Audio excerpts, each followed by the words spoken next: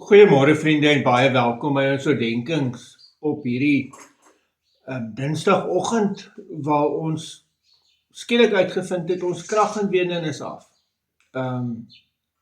So ja, ek hoop jou dag begin beter. Ons gaan voort met Jesaja 66. So sê die Here, die hemel is my troon en die aarde die voetbank van my voete. Waar is die huis wat julle vir my sou bou? En waar is my rusplek? Al hierdie dinge, my hand het dit gemaak. So het alles ontstaan, is die uitspraak van die Here. Op so iemand sal ek ag slaan, op 'n magtelose met 'n verslae gees, wat sidder vir my woord. Jo, vriende, hoor hierdie uitspraak van die Here.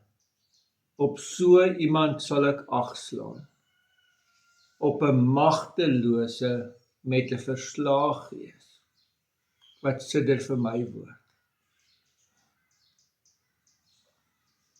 As jy vanoggend hier luister en jy dink, en jy voel jy's magteloos, en jy's in 'n sekere sin verslae,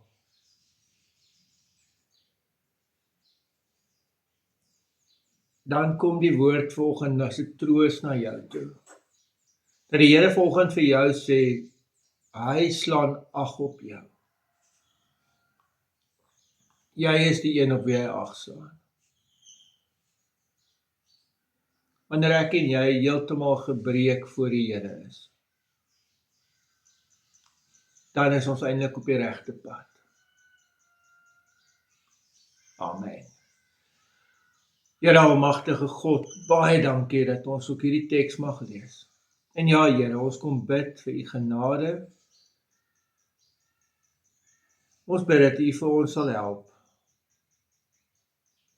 Dat u vir ons sal dra. Ook wanneer ons nie self kan nie. Ons vra dit alles in die naam van ons Here Jesus Christus. Amen. Vriende, mag jy 'n baie mooi en 'n baie geseënde dag hê. Totsiens.